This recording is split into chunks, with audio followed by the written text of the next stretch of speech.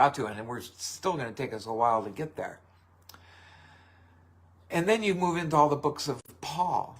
And Paul, of course, used to be Saul, and Saul used to kill all the Christians. I mean, that was his job. He hated the Christians.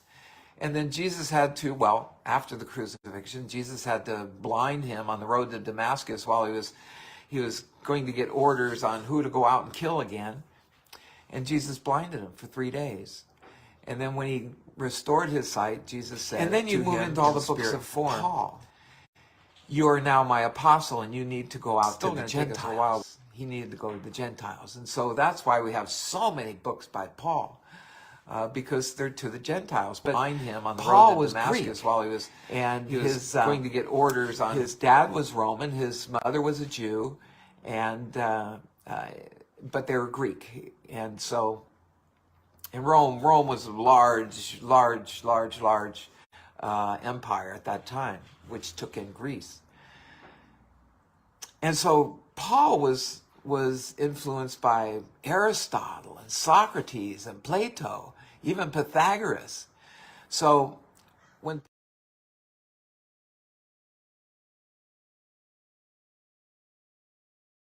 philosophy of these old philosophers, because all those philosophers were from what, 400 BC, 500 BC, 300 BC, well before Christ.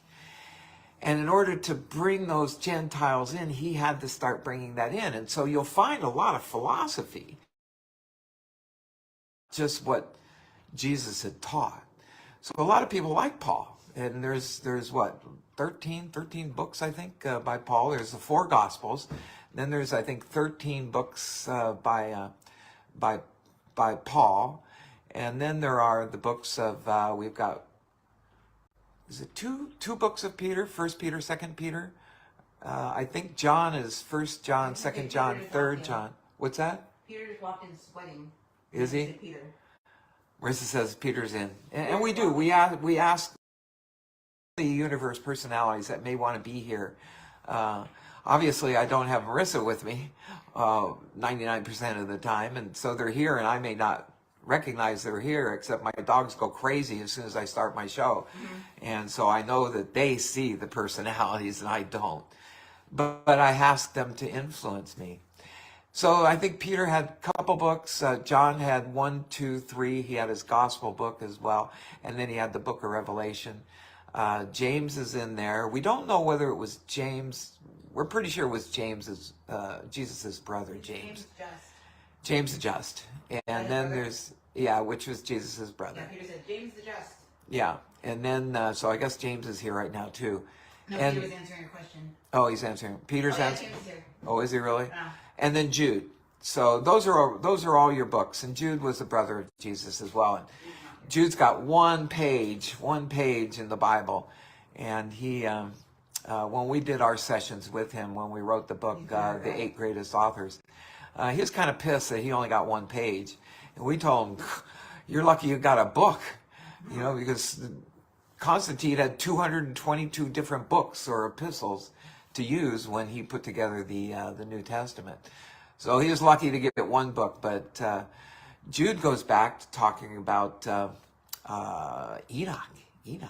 So that's really cool. That's why we actually did a Mysteries of the Earth, and we did the whole first part of the book, Mysteries of the Earth. The very first part of it is on the book of Enoch. Moses used the book of Enoch primarily in the book of Genesis. Yet Constantine chose not to include that in the scriptures of the Bible. So for whatever reason.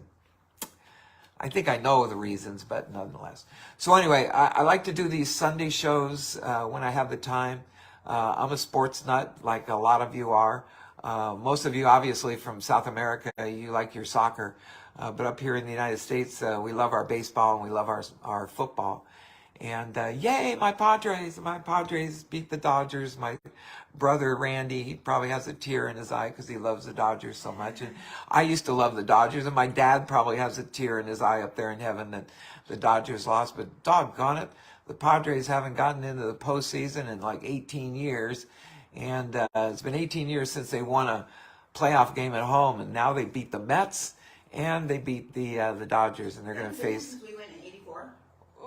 they went to the World Series in '98. Oh, okay. In '98 also, and they lost in 4 straight games to the Yankees.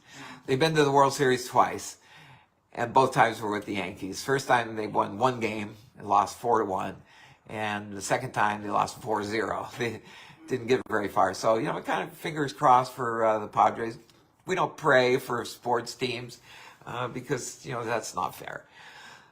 And God doesn't get involved in that You can anyway. pray that other people don't curse them because people curse the team. Yeah, I guess we can pray that they not be cursed, but They that's not not. be influenced by dark forces. I watch the hockey players. Their family members in spirit totally cheat. I can They believe hit it. the puck around and stuff on some of the teams. I can believe that. I can believe that. So anyway, in the past I would do a Sunday show and I'd come in maybe at 3 o'clock in the afternoon or whatever, and then I realized, oh no, the people are watching the afternoon football games. So anyway, but then I realized also that I may get a handful of live followers here, but I'll get 1,500 people that will watch it later. So that's okay. But anyway, it's 5 o'clock here on the West Coast. I'm here with Marisa. In our last session on Friday, we had basically the Urantia account of Jesus' life, and I was mentioning that, you know what, I was going to try to incorporate the Bible stories with the Urantia stories. Then I thought, oh my gosh, this is just going to go forever, and I'm not going to be able to get it in within my hour or whatever. So I said, if I could do a Sunday show, I'm going to go to the biblical accounts. And what we had been learning in last week was Jesus had been approached by the Pharisees with the adulterous woman. So I wanted to get the biblical account on that. And it turns out, before we read it here now, I thought I was going to lose my computer. In the biblical account of the adulterous woman, it turns out that the woman was, in the biblical account, the Pharisees just bring a woman in, and then we'll get into that. But in the Urantia account, it goes deeper. It says it wasn't just a woman. It was the wife of basically a bully that grew up in Nazareth with Jesus. And he knew the guy, and he knew he was an evil guy. And this man would prostitute his wife for money because he didn't want to work. And so he'd lounge around, he'd just send his wife out to prostitute, and that was how they got their money. And because Jesus had now come to, and where we were in the story, he went to the Feast of the Tabernacles in Jerusalem.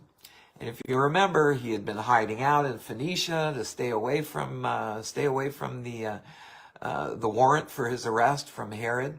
But as long as he was up into Perea, Phoenicia is sort of like the Lebanon of today.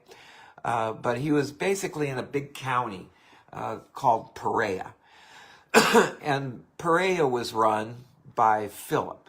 And Philip was the brother of Herod. And Philip had started following Jesus.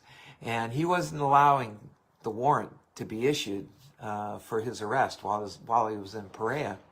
But now Jesus took the apostles and all his evangelists and ministers with him, disciples, and he's headed back to Jerusalem. And as I call it, the belly of the beast.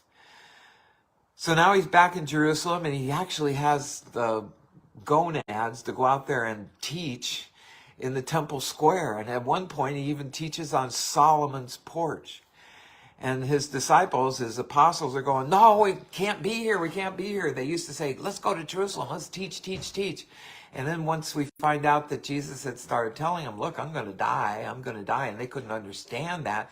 Now they're scared. They're really scared. And they're going, no, don't go to Jerusalem. And yet Jesus said, no, we're going.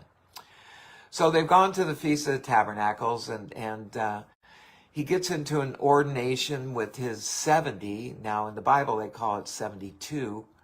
And then when he's approached with the adulterous woman, the Bible account doesn't take in about the husband. But I wanted to get into these, and just so that we're not getting too far away from just the Bible, because many of you write and you go, can't you refer to the Bible a little bit more? And as I say, the Bible is just a Reader's Digest version of his life. There's a lot of good stuff in there, especially in the 4 Gospels, and Matthew, Mark, Luke, and John. But it doesn't give the whole story, and we don't get a backstory. And the Urantia book is a channeled book. We assume it's from Edgar Cayce, the sleeping prophet in the 1930s. And I've become a believer in clear channel channeling, which my daughter does. She's a clear channel clairvoyant. And we've been instructed to stay in the spiritual. Marisa does not tell somebody, oh, you're going to meet a husband in 3 weeks, or you're going to win the lottery in 2 weeks. She doesn't do any prophecy, because Jesus told us no prophecy, or he's not going to talk to us anymore. Because he says your mind can get caught up into the channeling, and you might get something wrong, and then you're going to lose all your credibility. And he doesn't want that to happen. So in my stories, I get into not only the Bible, but I get the Urantia book, and then I get into some of our own writings as well, because we've done many books. Marissa's co-authored about 17 of them, and then I think 8 of them are hers and mine. And you can find those at discoverintuition.com. And like I've said, if you can't afford it, if you can't afford to buy any books or anything, just ask Marissa, and she'll have an assistant go ahead and send you a PDF. And you can just read it on your tablet or on your phone or on your computer.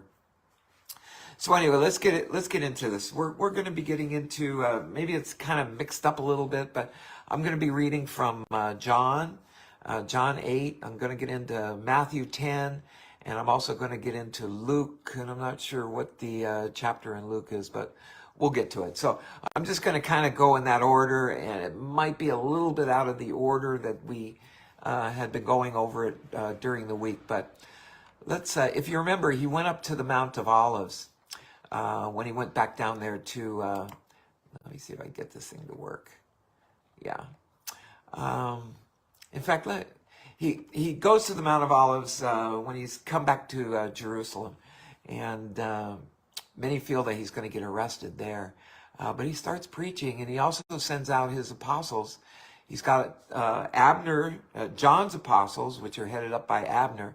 So he's got 12 apostles from John. He's got his 12 apostles. And then he's got all these other evangelists, which are disciples. And he puts them all together in 2 by 2s, and he sends them all out. So they're all off into different little towns and around Jerusalem and in Jerusalem, and they're ministering. They're not healing anybody or anything. Not yet. The apostles start healing people pretty much after his crucifixion.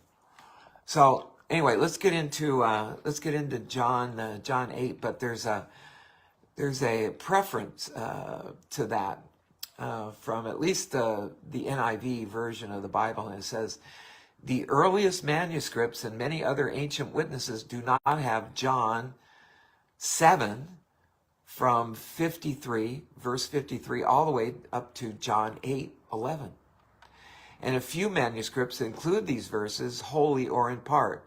And thereafter John 7:36, John 21:25, and Luke 21:38 or Luke 24:53. So they move them around. People have moved all this stuff around. Constantine moved things around to create the Bible, and then the King James Version kind of moved things around. The Ethiopian Bible has 82 books. Our Bible has 66, which I don't like that number, but the Bible has 66 books. And the Catholic Bible has 68 books. So anyway, let's get into John 8. It says, but Jesus went to the Mount of Olives anyway. At dawn, he appeared again in the temple courts, where all the people gathered around him, and he sat down to teach them. The teachers of the law and the Pharisees brought in a woman caught in adultery. Again, in the Urantia account, it was actually, yes, they brought in a woman, but it was the wife of this really bad guy from Nazareth, and he was there. And he was there during this now confrontation with Jesus. But they're bringing this lady in to trap Jesus. They wanted to trap him because they wanted him, if Jesus said, go ahead and stone the woman, then they know that he's not really a godly man. And if he says, no, don't stone the woman, then he's going against Moses' laws. So they had him catch-22. They had him coming and going. So let's see how the Bible puts it together in John 8.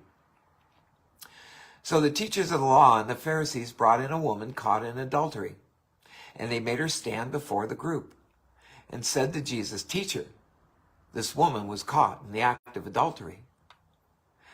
Marissa, Yeah. just out of curiosity, ask if Jesus can come into this session. He's here. He's standing right behind He you. is here? Yeah. He's Okay. right behind you. If he has anything to change in this, I'd love... They already have some stuff to change, but they want you to read it. You want me to read I'm it? writing down what they're gonna. I'm writing down the parts that you're saying. But Okay, so maybe Marissa may challenge Jesus today. In the law, Moses commanded us to say, and let me back up a second here. We say Jesus, but when Jesus challenged the other side, Jesus has already said, the human person that was around doesn't come back. His personality and his consciousness comes back through his higher self, his soul. So when I assume, and when Marissa says Jesus is here, who's really here is Christ himself. yeah, it's Christ. It's Christ. It's Christ that's here. And he will account for the human account of Yeshua ben Joseph, or Yeshua ben Joseph, better known to us as Jesus. So in the law, Moses commanded us to stone such women. Now, Jesus, what do you say? And they were using this question as a trap in order to have a basis for accusing him. But Jesus bent down and he started to write on the ground with his finger. When they kept on questioning him, he straightened up and said to them, quoting, "Let any one of you who is without sin be the first to throw the stone." And again, he stooped down and he wrote on the ground. At this, those who heard began to go away one at a time, and the older ones first, until Jesus was left with just the woman still standing there.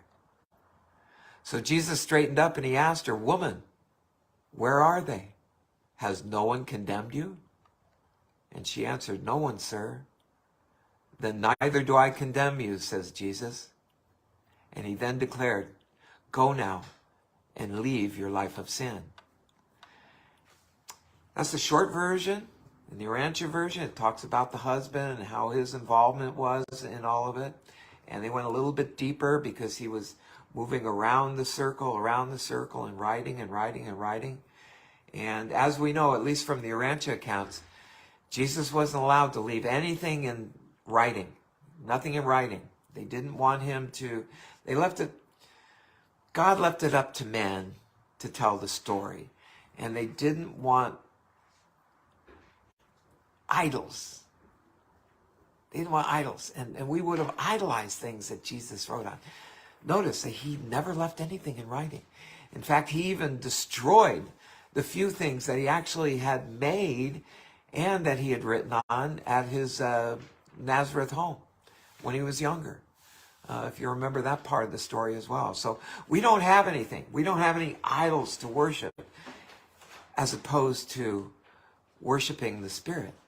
And that would be Christ. So here's a dispute over Jesus' testimony in John's account.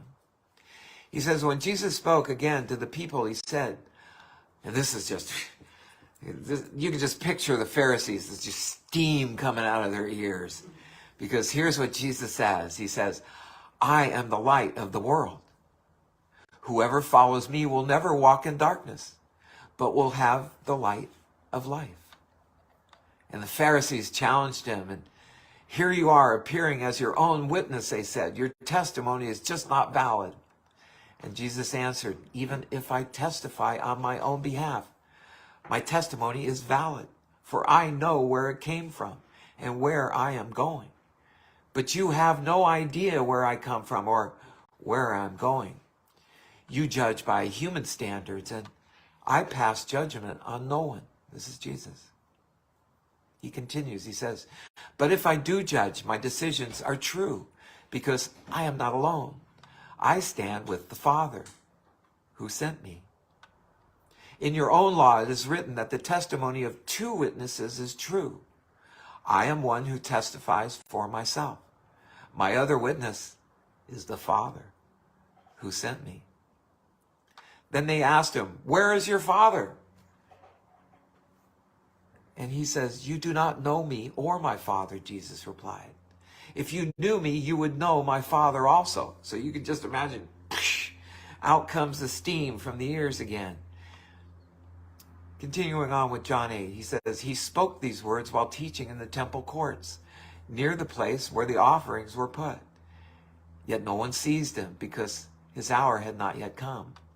In the Arancha account, they didn't want to seize him because there were so many people around, and there were so many people following him. They knew that it would create a riot, just an absolute riot, or a rebellion, if they dared to arrest Jesus during the Feast of the Tabernacles. They were going to find a quiet time, and we'll get into that later in the story, when they'll get to, I think, where is he? He's up at Gennesaret, I believe, or he might be back up on the Mount of Olives again when they actually do arrest him. But we'll get into that story as we go along. So here we get into the dispute over who Jesus is. And again, we're sticking strictly to the Bible. I'll ad-lib a little bit as to how the story went in the Arancha book as opposed to the Bible when I can remember it. Don't forget, my gray matter is just kind of deteriorating as the years go on. Anyway, we're into verse 21. Once more, Jesus said to them, I am going away, and you will look for me, and you will die in your sin. Where I go, you cannot come. And this made the Jews ask, will he kill himself? Is that why he says, where I go, you cannot come? And Jesus continued. He says, you are from below. Now, you can imagine, Jesus is looking at these Pharisees in their fancy clothes who stand on the street corners just preaching, but they're dirty as crap on the inside, clean on the outside. And Jesus looks them right in the face. He says, you are from below. I am from above. You are of this world. I am not of this world.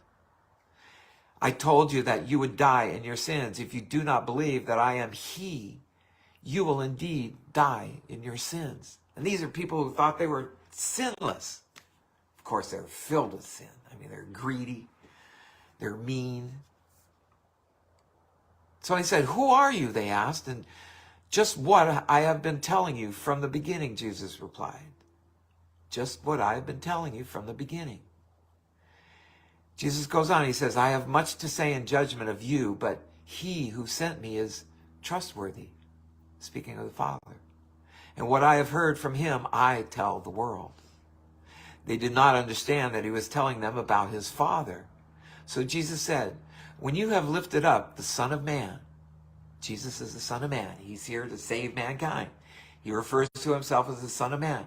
And don't forget, he only very quietly to John, James, and Peter, up at the Mount of Transfiguration, he admitted that he was the Son of God, but he said, tell no one, tell no man, tell no one until after I leave. So he continues to refer to himself as the Son of Man. And he says, when you have lifted up the Son of Man, then you will know that I am he, and that I do nothing on my own, but speak just what the Father has taught me. The one who sent me is with me. He has not left me alone, for I always do what pleases him, just like my hat. In God we trust. In God we trust. Even as he spoke, many believed in him. This is now the dispute over whose children Jesus' opponents are. And it goes into verse 31. We're still in the book of John. John 8. To the Jews who had believed him, Jesus said, if you hold to my teaching, you are really my disciple.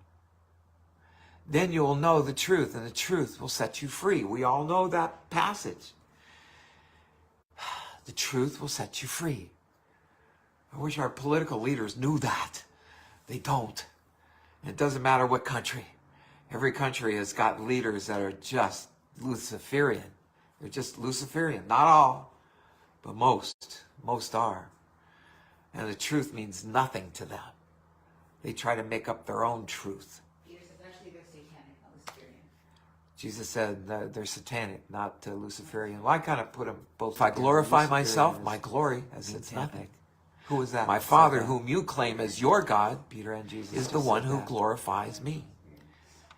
Though you do not know him, then you I will know him. him. You follow Christ. If I said I did not, understand I would Christ, be and a I know you liar, like spiritualists you. out there. You kind of But I cringe do when know I him mention and Christ obey mention his Jesus, word. because you think of Your you father pair that up Abraham with rejoiced religion, at the thought and you realize of seeing that my day. churches are basically He businesses, saw it and in sometimes his dreams, and he they was aren't run glad. by really holy men. I mean, You how are many not yet times they 50 love years to old, put they it said into to the him, and you have newspapers how seen some Abraham. pastor is And have fallen. you seen Even Abraham? at our How own could church? you? You're only 50. You're Carlsbad. not even 50 yet. North Coast Calvary Church. Jesus had an said, very associate truly, I pastor tell who you, was going to take over Mark before Foreman's Abraham place. was born, And I he was am. he was caught in the He's act telling of right having there, sex right then and there, with that a before foster Abraham was child. ever born, He now sits in that he jail for was the next the 10 I years. am. And this is somebody who Where else do we would get find up that weekly and the I am makes talk a to the presence in the flock? Bible? I mean, I can Remember when understand why Moses many was of up you on out there the don't mountain? necessarily trust the church, and And so you you got the Ten cringe Commandments when I and the mention burning Jesus or bush? Christ. But Jesus says, you don't He have was to go scared to and church he prostrated because he is the church. I never get that word. You can Prostrated live by the himself. will of the Father. Think of the prostrate. That's what you, Prostrated that himself, which gathering of means he got down on fellowship, his knees yes, and you'll he find barricaded that in his head church. and And you'll put find his hands to fellowship the of ground. singing praises to Christ as well. And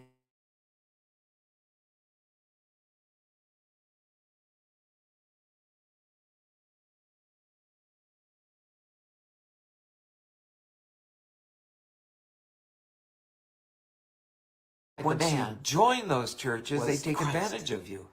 And And they want that all your son money, they of want the all your Son, time. He is a son and you of the find Son. out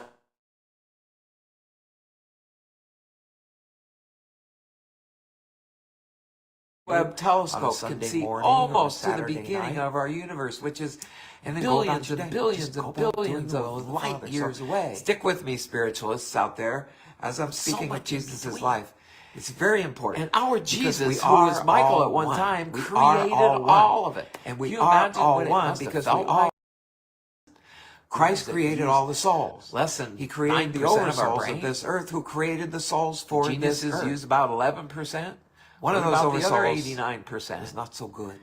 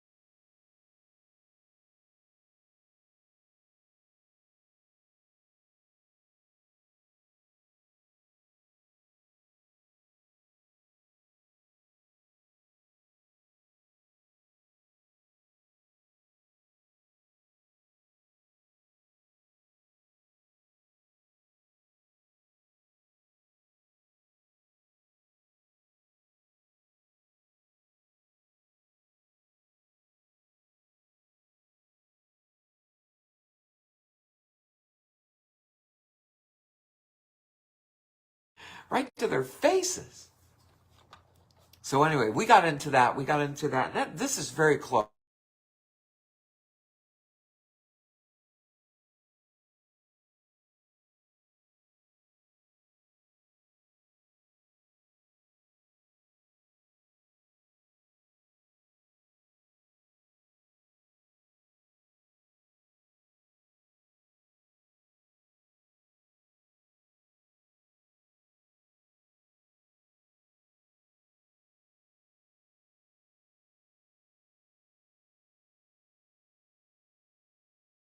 I'm back in San Diego.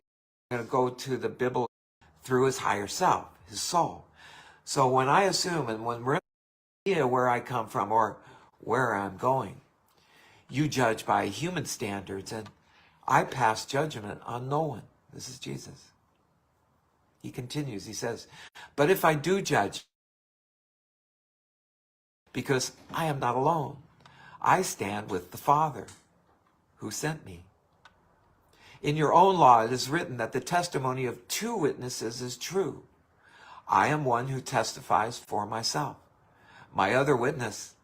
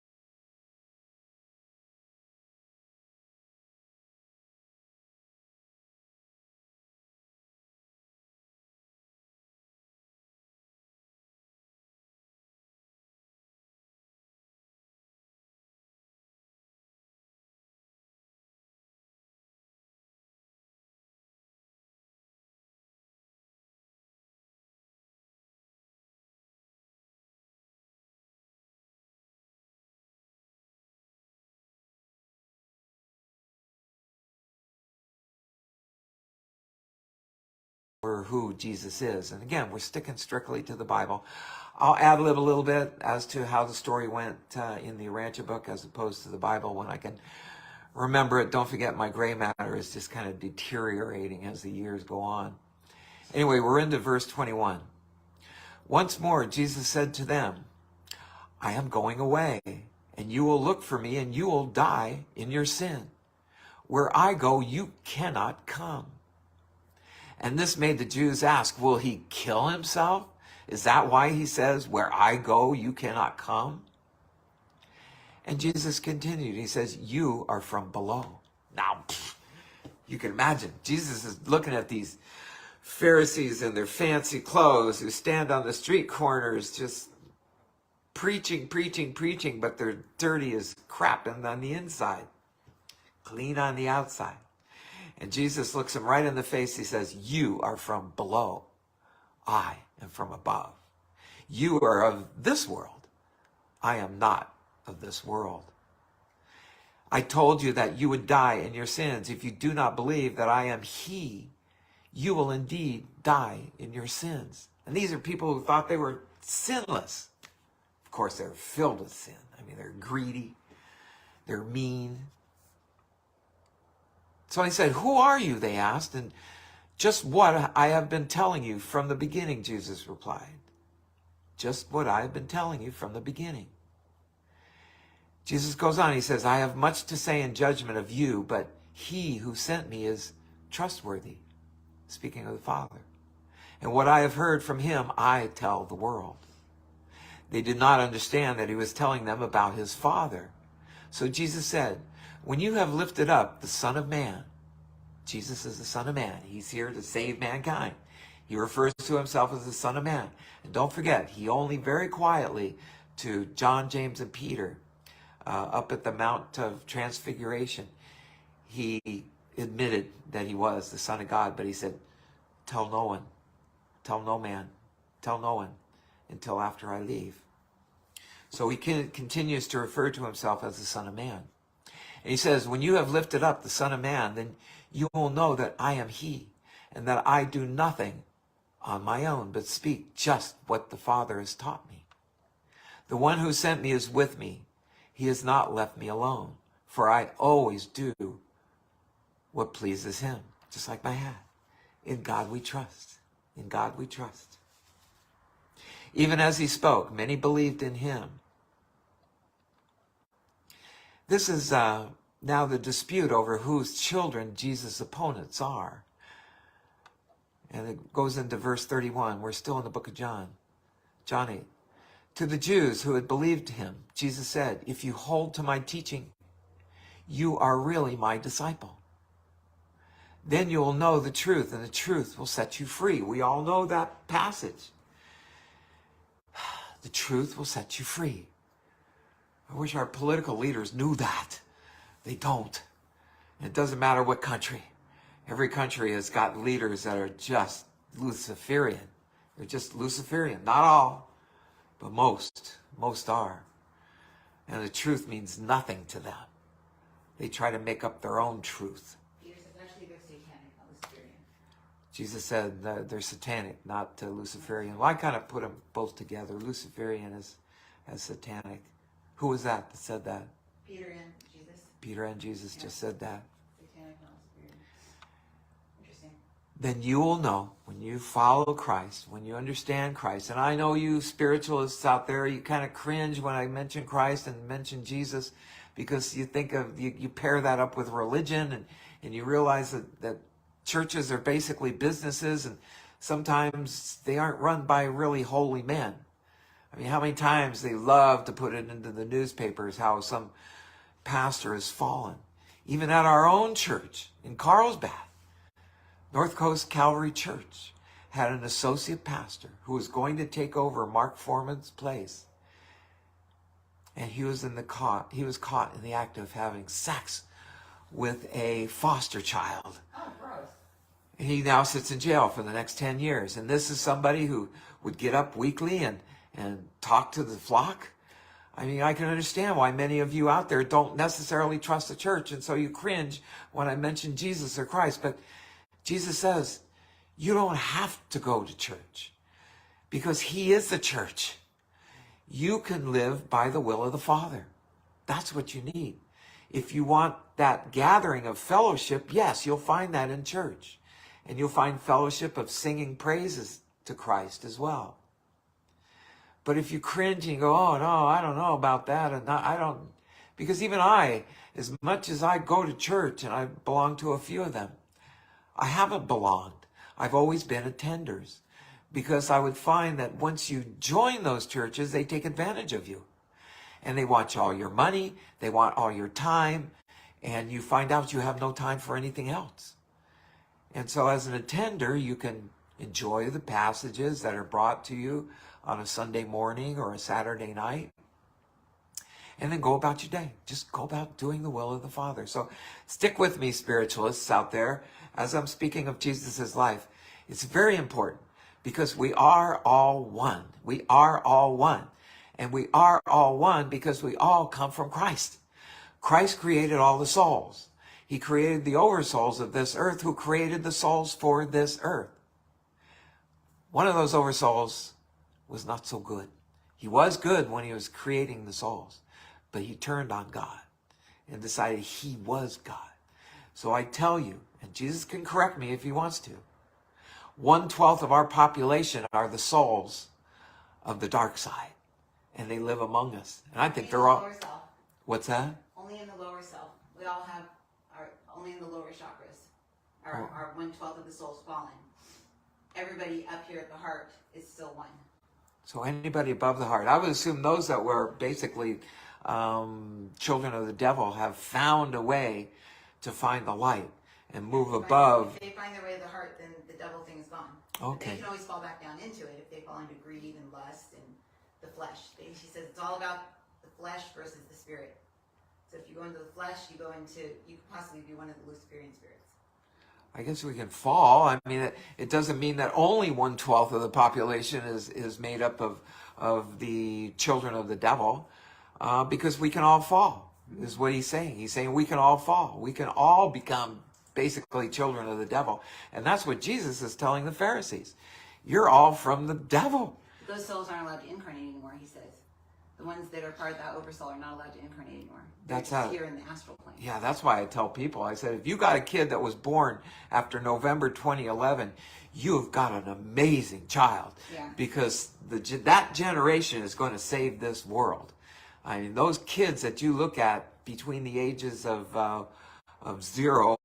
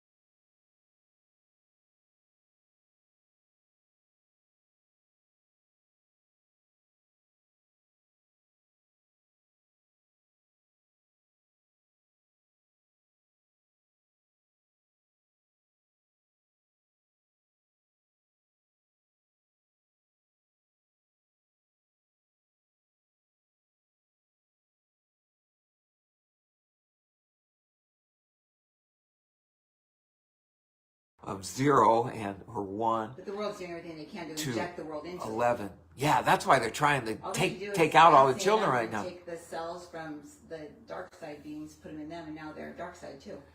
I just think of all the perversion that's being pushed on all these children right now. And these are children of the light. Yeah. Everyone, after we advanced, the earth advanced, it started moving up towards the 5th dimension on November 11, 2011. And we hate to use specific dates, but that's the specific date. We all think of 12-12-12, but it was really 11-11-11 when things changed on this earth. And every child born after that date is now very special.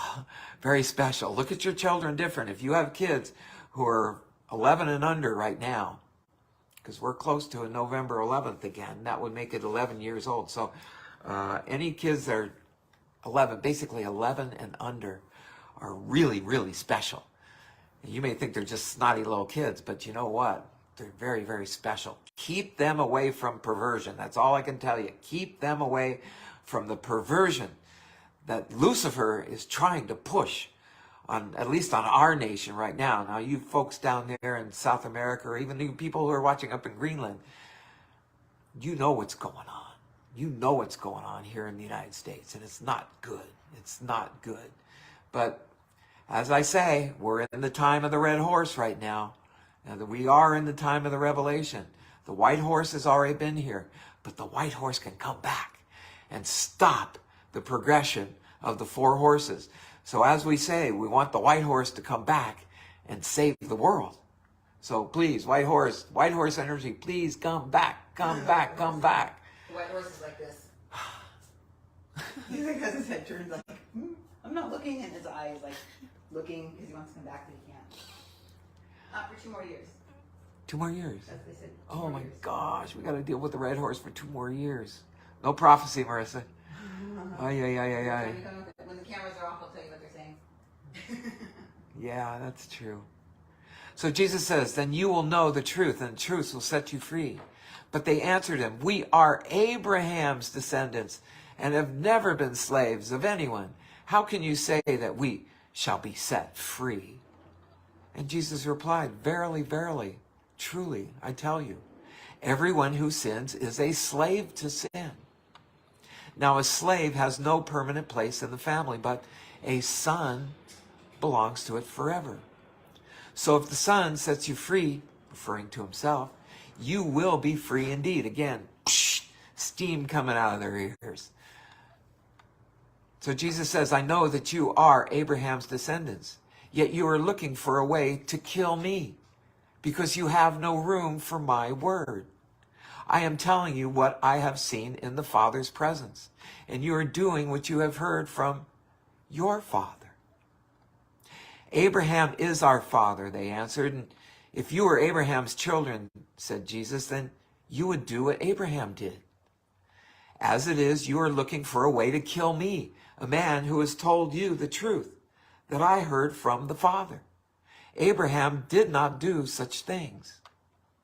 Jesus goes on, he says, you are doing the works of your own father. We are not illegitimate children, they protested. The only father we have is God himself. And Jesus said to them, if God were your father, you would love me, for I have come here from the Father, God. I have not come on my own. God sent me. Again, you can picture the steam coming out of these guys. They're ready to kill him right now because he's saying basically he's God. Jesus goes on, he says, why is my language not clear to you? Because you are unable to hear what I say. You belong to your father, the devil. He's saying that right to their face.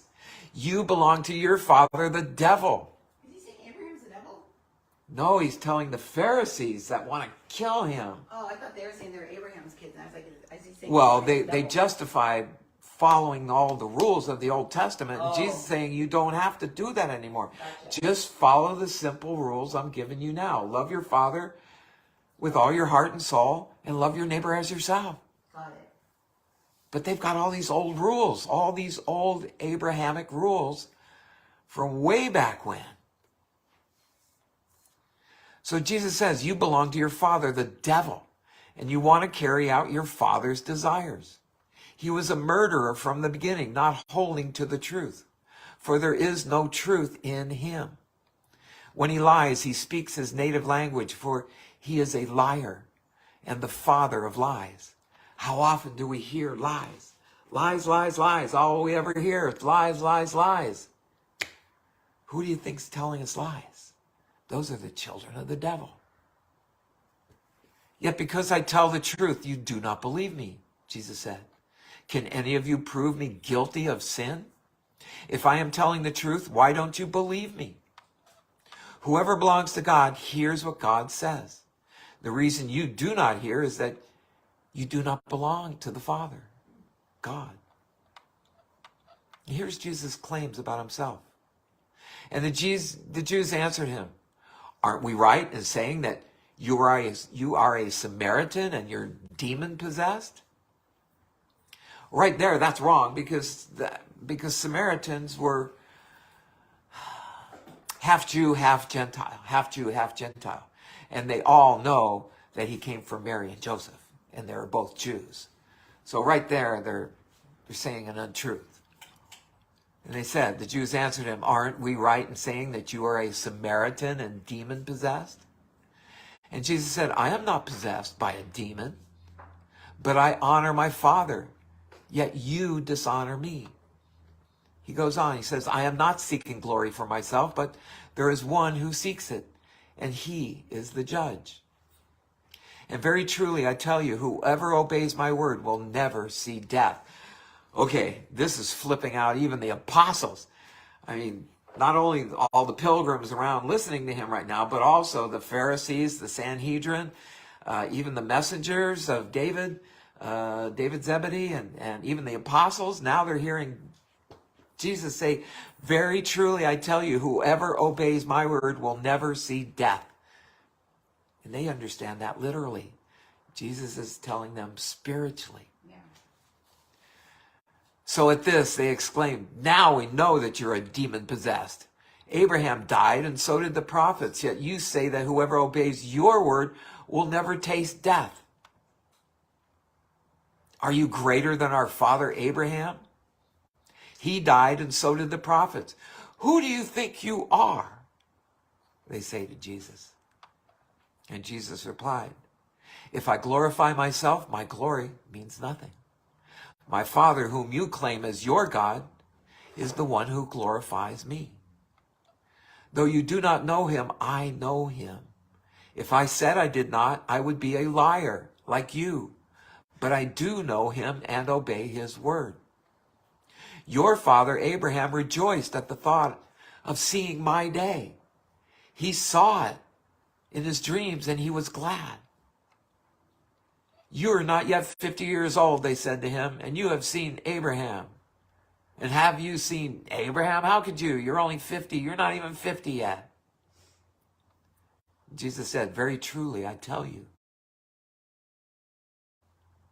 before Abraham was born, I am. He's telling him right there, right then and there, that before Abraham was ever born, that he was the I am. Where else do we find that the I am makes a presence in the Bible? Remember when Moses was up on the mount and he got the 10 Commandments in the burning bush? And he was scared and he prostrated himself. I always think of the prostate. He prostrated himself, which means he got down on his knees and he buried his head and put his hands to the ground. And God said, lift yourself up, Moses, for I am the I am.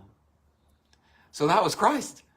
That was Christ. That was Jesus. That was Yeshua. Don't forget, Jesus is a man, but inside the man was Christ. And that Son of the Son, he is a son of the Son, of the eternal Son, who created our entire universe. He created our entire universe. Our James Webb telescope can see almost to the beginning of our universe, which is billions and billions and billions of light years away. And so much in between. And our Jesus, who was Michael at one time, created all of it. Can you imagine what it must have felt like to be a human? A creator of everything? Absolutely everything? Was a lowly human having to try to teach us lowly humans that use less than 9% of our brain?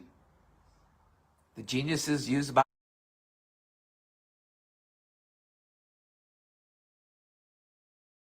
11%. What about the other 89%? You know that Jesus did.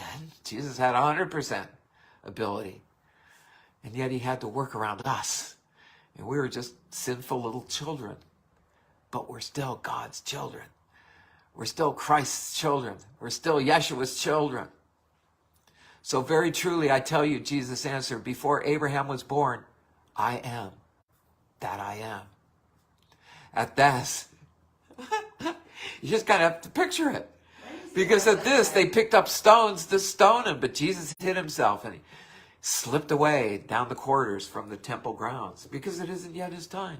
But they're just so pissed off because he's saying, basically, he's God. And he's saying, I am the light. And all of you are a bunch of devils. Right to their faces.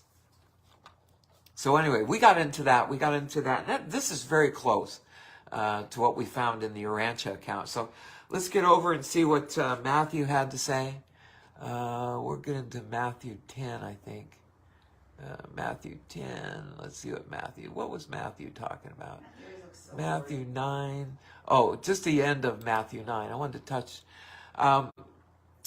When he was instructing, when Jesus now, they had left Jerusalem, and now they went up to Magadan. Magadan, think of Mary Magdalene. Mary came from Magadan. And Magadan is, that 80 miles away. They got to trek all the way up 80 miles. I mean, they're always walking all the way up there to the Sea of Galilee. It's 80 miles. And so it takes them a few days to walk those 80 miles. And they leave the area of Judea and go up into Perea in the area of Capernaum.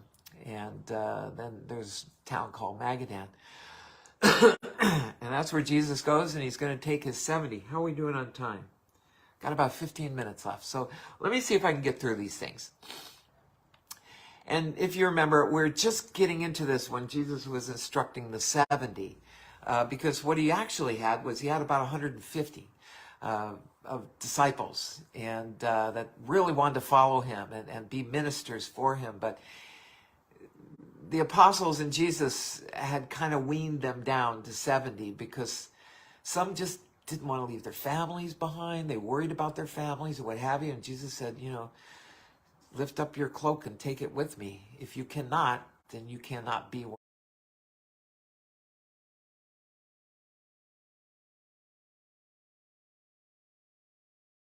Then you cannot be one of my disciples. And he's even said, if you come with me, don't worry, your family will be taken care of. And they did. They were always taking care of the families of the apostles. Whenever they were given money or whatever, John and the messengers of David would take money to the families of the apostles so that they weren't destitute. Jesus never went back on his word. Let me get a little drink here first. Okay.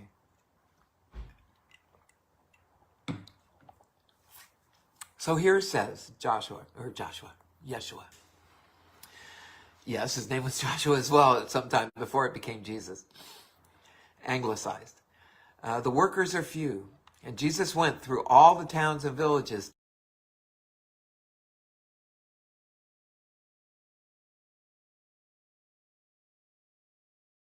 teaching in their synagogues, proclaiming the good news of the kingdom, and healing every disease and sickness.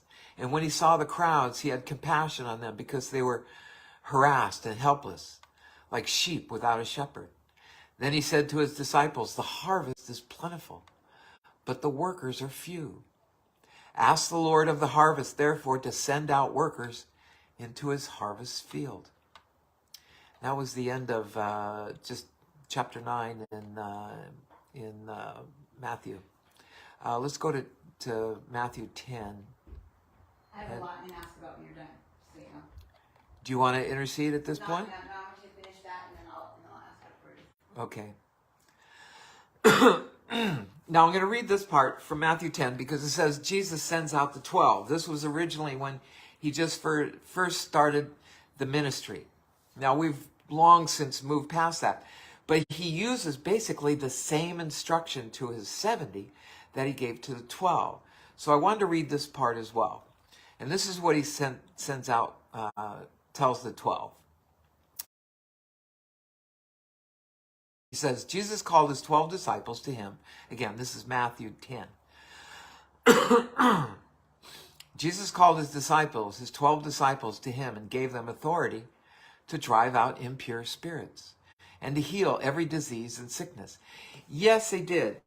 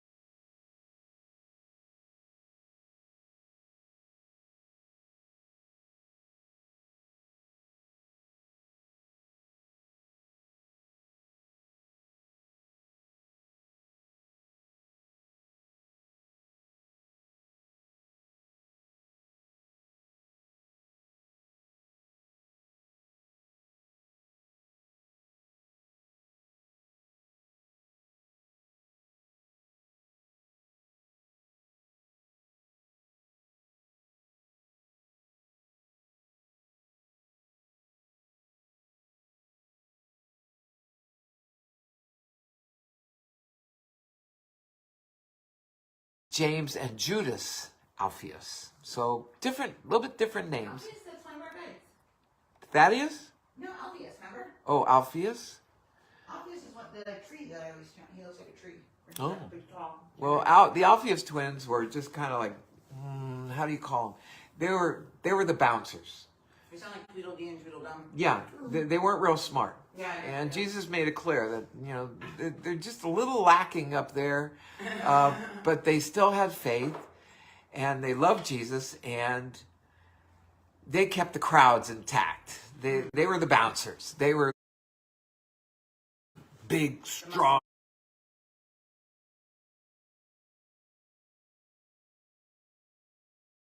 Fishermen and farmers. So, and then it finishes up with Simon the Zealot, which is someone that I tend to relate to. And then, of course, Judas Iscariot, who actually betrayed him. And he says, these 12 Jesus sent out with the following instructions. Now, these are the instructions that he there in Magadan pretty much told the 70 as well, except there's a little bit of difference, and I'll tell you when. He says, do not go among the Gentiles. Well, when he sends out the 70, he does send them out to the Gentiles so that they go far and wide. So this was in the early town of the Samaritans. No, the 70 were allowed to go to the Samaritans, and we'll get into a parable of the Samaritan here in a second. He says, go rather to the lost sheep of Israel. Well, that wasn't working out real good. As you go, proclaim this message: the kingdom of heaven has come near. Heal the sick, raise the dead, cleanse those who have leprosy, drive out demons, and freely you have received, freely give. Jesus goes on, he says, do not get any gold or silver or copper to take with you in your belts.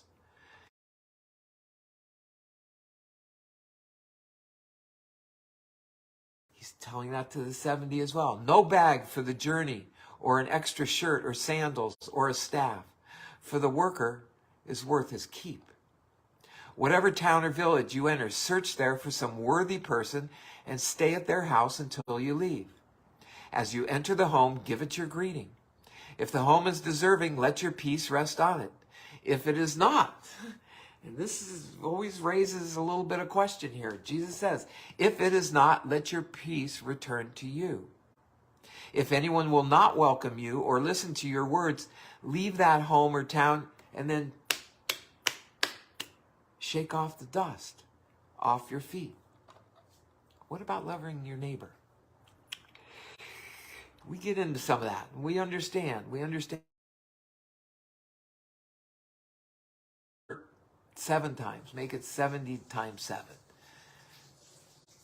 But don't bring evil for evil. In other words, don't curse these people that are forcing you out. Just pray for them. Just pray for them.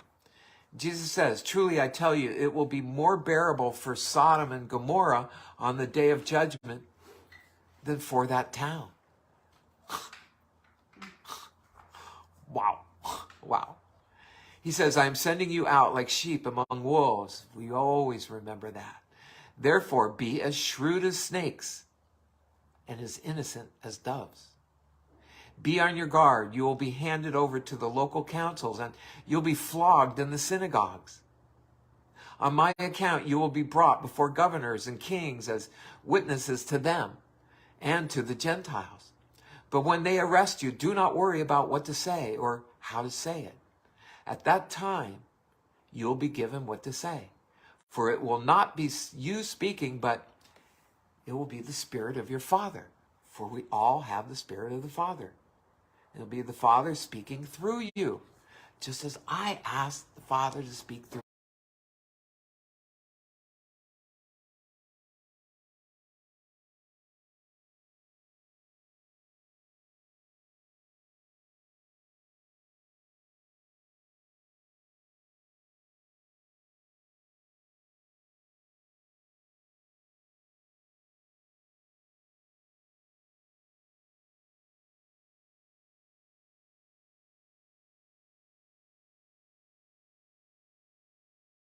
I asked Jesus to speak through me. I don't want these things to be my words. I want them to be Christ's words. Yeah, I ad-lib a little bit. Jesus goes on. He says, brother will betray brother to death, and a father his child. Children will rebel against their parents and have them put to death. You will be hated by everyone because of me, but the one who stands firm to the end will be saved. When you are persecuted in one place, flee to another. Truly I tell you, you will not finish going through the towns of Israel before the Son of Man comes. The student is not above the teacher, nor a servant above his master. It is enough for students to be like their teachers and servants like their masters. If the head of the house has been called Beelzebub, how much more the members of his household? So do not be afraid of them, for there is nothing concealed that will not be disclosed, or hidden that will not be made known. What I tell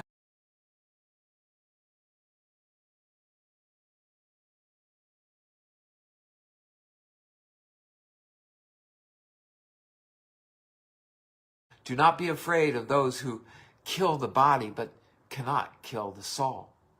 Rather, be afraid of the one who can destroy both soul and body in hell.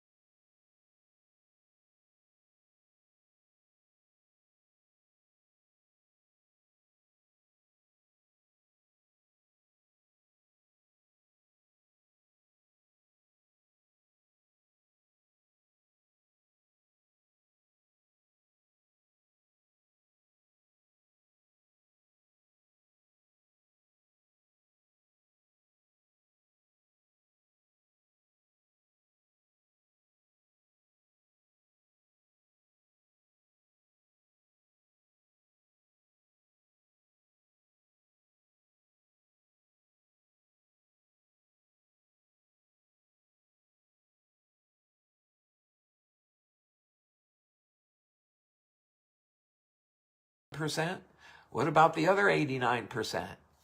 You know that Jesus did. Jesus had 100% ability. But he and his brother John, yes, they were the next two that were called. And then Philip and Bartholomew. They call him Bartholomew, but we know him as Nathaniel. And then there's Thomas. We know Thomas. And Matthew, the tax collector. Yes, we know Matthew. And then they call James and Thaddeus the Alphaeus twins. In the Urantia book, it's James and Judas Alphaeus. So different, a little bit different names. Alpheus, that's one of our guys. Thaddeus? No, Alpheus, remember? Oh, Alphaeus? Alpheus is what the tree that I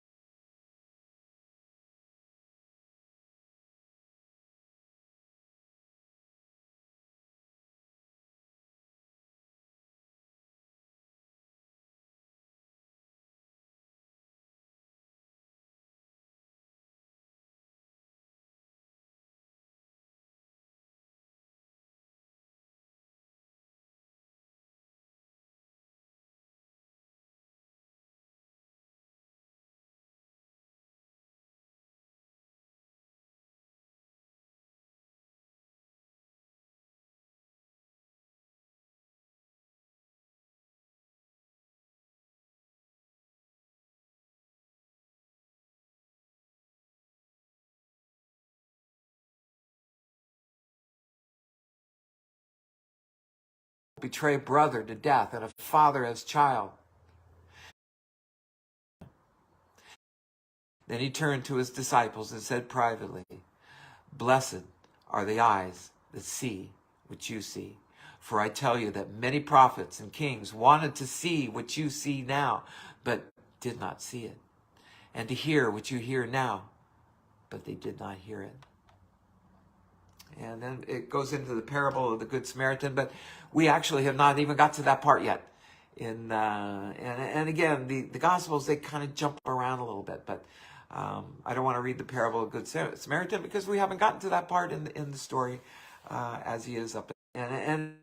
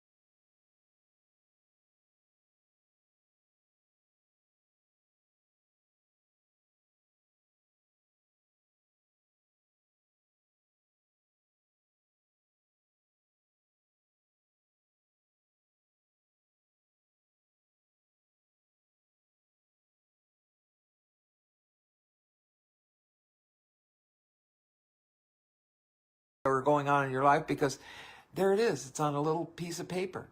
And you can check it off